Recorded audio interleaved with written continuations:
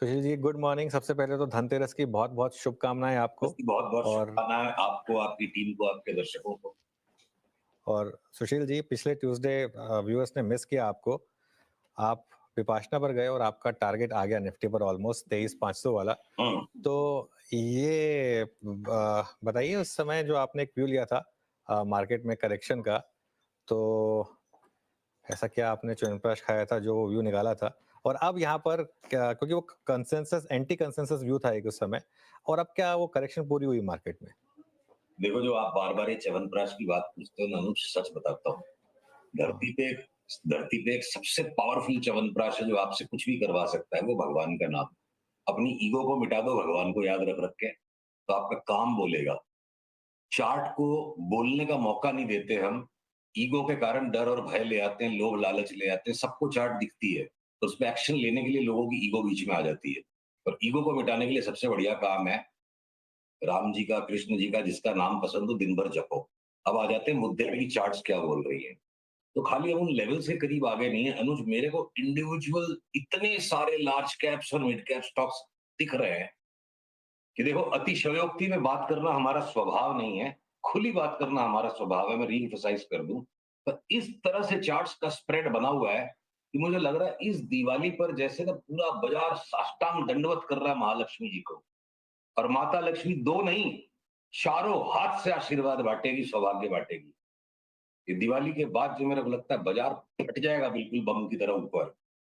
Index के levels अलग है, अलग अलग सेक्टर्स अलग अलग काम करेंगे और इंडिविजुअल स्टॉक्स में बहुत बड़ा पैसा तेजी करके बनेगा, मंदी करने में तो चवन्नी अठन्नी हाथ लगेगी।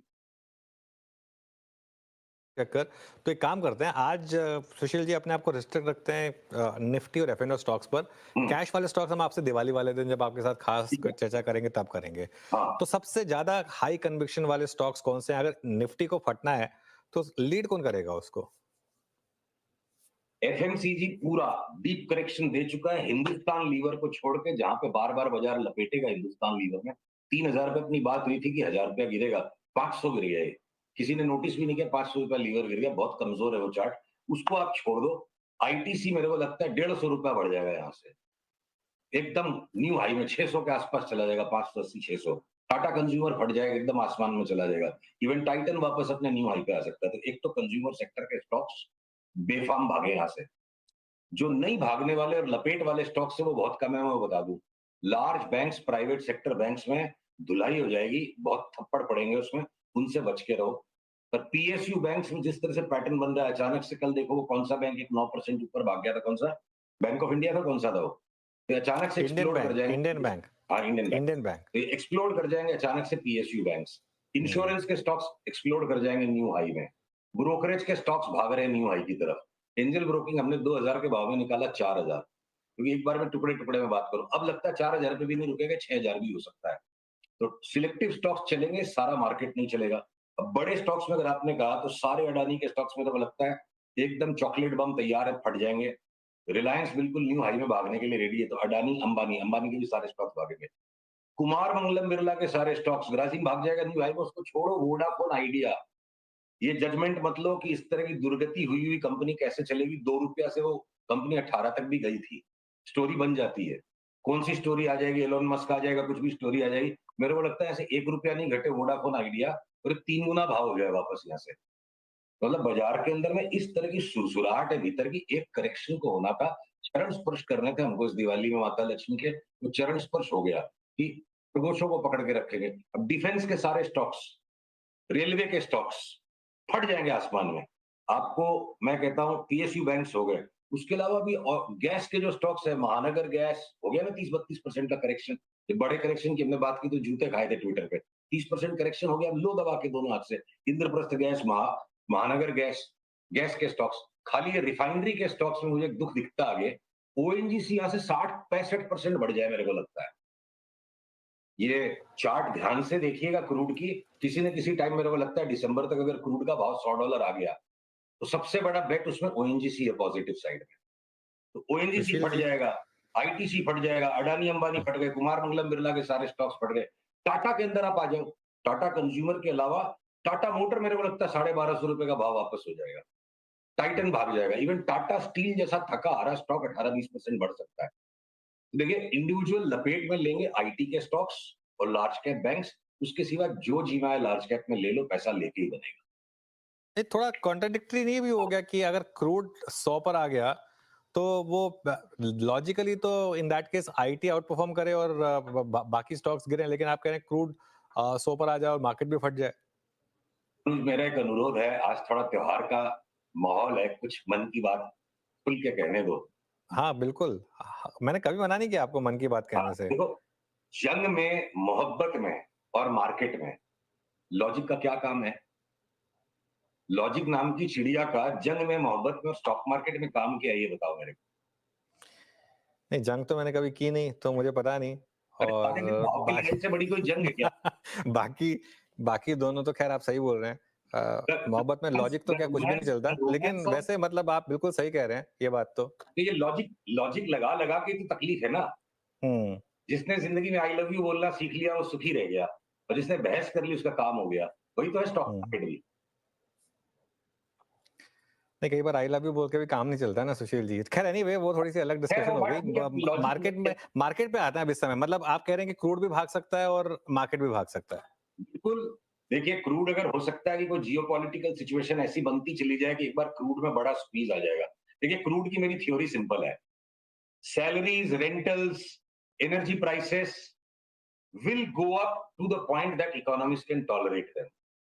क्रूड जब $0 के नीचे गया था ना, उस दिन पूरा संसार बंद हो गया था, ताला लग गया था पूरे संसार को। तो मन की भ्रांति है कि क्रूड बढ़ेगा तो इकोनॉमी कमजोर हो जाएगी। मकान मालिक उतना ही किराया वसूलता है जितना भाड़ेती दे पाएगा, गला नहीं घोटता है वो। तो the rent cost of energy is the cost of doing business. जितना बिजनेस सस्टेन कर पाएगा उतना ऑयल कार्टेल प्राइस को बढ़ा लेता है। तो क्रूड की बड़ा बदला, बड़ी तेजी, ब्याज की दरें बढ़ना खराब नहीं है, अच्छी हेल्थ का साइन है कि खर्चा बढ़ा बढ़ा के आप कर पा रहे हो। तो क्रूड में अगर स्पाइक आ गया तो रिफाइनरीज को चोट लगेगी, ओएनजीसी फट जाएगा। उसमें तो हमारी ओएनजीसी की चार्ट पे हम तो खैर ये बेस कर रहे हैं और रिवर्स कैलकुलेशन कर रहे हैं कि इतनी बड़ी चाल ओएनजीसी में कैसे आ सकती है। चाल ये क्यों करके आ सकती है कि 86 के ऊपर क्रूड निकल गया तो सीधे 100 पे रुकेगा। और मेरे को लगता है ईरान की और इसराइल की सिचुएशन में अभी तो क्या है कि सैबर रैटलिंग हो रही है, शैडो बॉक्सिंग हो रही है, असली बॉक्सिंग मचेगी यूएस इलेक्शंस के बाद। तो उस सिचुएशन में हमारे लिए ऑयल का बेट बेस्ट है ओएनजीसी। बिल्कुल। अच्छा, आईसीआईसीआई बैंक का चार्ट देखिए एक बार सुशील, यहाँ पर कुछ व्यू बन रहा है कि आज इसने फ्रेश ऑलमोस्ट अब ऑल टाइम हाई के कदम, मतलब उसकी तरफ बढ़ रहा है ऑलमोस्ट। देखिए ये जो हाई हाई वाई का जो गेम है ना अनुज, ये नजरों का धोखा है। ये एचडीएफसी और आईसीआईसीआई बैंक दिन में दोनों में 26-26% है। कृपया मुझे क्षमा कीजिएगा, खुल के बात करनी है, त्योहार का समय, कोई जबान दबा के बात करने की जरूरत नहीं है। मेरे को लगता है एचडीएफसी बैंक और आईसीआईसीआई बैंक की ये हालत हो जाएगी चार्ट्स की, लोग बोलेंगे दुख काहे खत्म नहीं होता है रे। ये सिर्फ एक फेक रैली है। ये न्यू हाई वाई से कुछ नहीं होगा, ना बुल बेयर कमा पा रहा है ना बेयर कमा पा रहा है। पहले डाउन ट्रेंड में 1000 का भी आंकड़ा तोड़ दे और कितना नीचे चला जाए मुझे पता नहीं है। 30-35% तक की नीचे जगह है। वो अच्छे रिजल्ट्स आ गए, बढ़ गया और ₹20 बढ़ जाएगा। ढांचा जो है ना, यहाँ बुलिश होकर के आईसीआईसीआई और एचडीएफसी बैंक में बहुत बड़ी तबाही हो सकती है। हम एकदम दूर रहेंगे लार्ज बैंक से। पैसा लिमिटेड है, दिमाग लिमिटेड है, कितने स्टॉक संभाल पाएंगे। हमको एफएमसीजी में दबा के तेजी करनी है। हमको ये इंडस्ट्रियल ग्रुप्स में, अडानी अंबानी में, कुमार मंगलम बिरला के स्टॉक्स में तेजी करनी है, टाटा के स्टॉक्स में तेजी करनी है, हो गया बस। इससे ज्यादा पैसे और दिमाग कहाँ पे है? नहीं फंसना हमको इन बैंकों में। Large cap IT, Sushil large cap IT पर क्या व्यू होगा? लार्ज कैप आईटी लपेट रहा है सबको, और जब भी बाजार में करेक्शंस आएंगे मेरे को लगता है लार्ज कैप आईटीज और बैंक्स धोखा देंगे बार बार। ये टूटते रहेंगे तब तो एक रीजनेबल इंडेक्स की राइज में आपके अडानी अंबानी कुमार मंगलम बिरला और टाटा सारे एक साथ बढ़ जाएंगे। उन सबको एक साथ बढ़ाने के लिए किसी को तो घटना पड़ेगा, वो घटने का काम बैंक्स और आईटी के स्टॉक्स करेंगे। अभी तो चार्ट्स वैसी हैं, चेंज होगी तो हम आपको वीक टू वीक अपडेट कर देंगे। हम आईटी के 100 शेयर नहीं लेंगे यहाँ पे। अगर वो कोई लेकर के 5% में मिल जाएगा, मेरे को 50% कमाने का मौका अगर आईटीसी देगा और 60% कमाने का मौका ओएनजीसी देगा, तो मेरे को बताओ मैं आईटी के स्टॉक्स लूं क्यों? बट अगेन देखो सुशील जी, बात क्या है ना सारी की सारी, अगर आप कह रहे हैं कि आईसीआईसीआई बैंक और एचडीएफसी बैंक यहाँ से वो व्यू ला देंगे कि दुख काहे खत्म नहीं होता, आईटी लार्ज कैप अगर नहीं चलेगा, तो ये आईटी के पैकेज का पूरा पैक और ये दोनों बैंक मिला के निफ्टी का आधा 50% हिस्सा हो गया ना। तो फिर भाई बाकी तो भाई उसके अंदर में 25% रिलायंस बढ़ जाएगा, अडानी के हाँ, स्टॉक्स 30-35% बढ़ जाएंगे, उनकी जो वेटेज है। इतने बड़े-बड़े हाथियों को भगाने के लिए क्या क्या कह रहे हैं आप, रिलायंस 50% भाग जाएगा? 50 नहीं कह रहा हूँ, मतलब 3300-3400 का भाव अगर आ गया रिलायंस में, तो हाँ, एक बार तो 20% हो गया ना ये। ओके, न्यू हाई ठीक आ है। जाए रिलायंस और में, 3300-3400 का भाव आ जाए, 450 के ऊपर हाँ, जियो फाइनेंस चला जाए, हाँ, तो भाई बड़े-बड़े हाथियों को जब आपको भगाना है, बाजार उस तरफ रेडी है, तो फिर घोड़ों को, गधों को थोड़ी चोट ज़्यादा लगेगी। अब निफ्टी पर अगला टारगेट क्या होगा फिर? वो चलो लो साइड का तो टारगेट आ गया, अप साइड पर अब क्या टारगेट होगा निफ्टी का?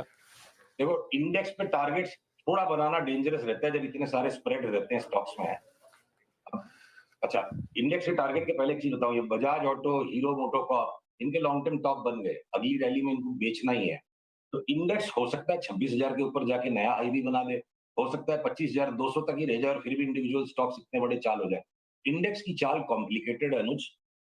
We have a complicated relationship with the index. Straightforward love affair individual stocks के साथ है। इंडेक्स को बाद में देखेंगे। एक बार तो ओके, रिवर्सल कंफर्म हो, बैंक निफ्टी का रिवर्सल कंफर्म हो गया, और जैसे ही निफ्टी ये 24,480 के ऊपर बंद दे देगी, हम निफ्टी के अंदर में भी 1000 पॉइंट की तो तेजी का कम से कम ट्रिगर दबा देंगे। हो सकता है दिवाली के मुहूर्त वाले दिन ये सौदा बन जाए। ओके। चलिए सुशील जी, बहुत-बहुत धन्यवाद आपका, और आपको एक बार फिर से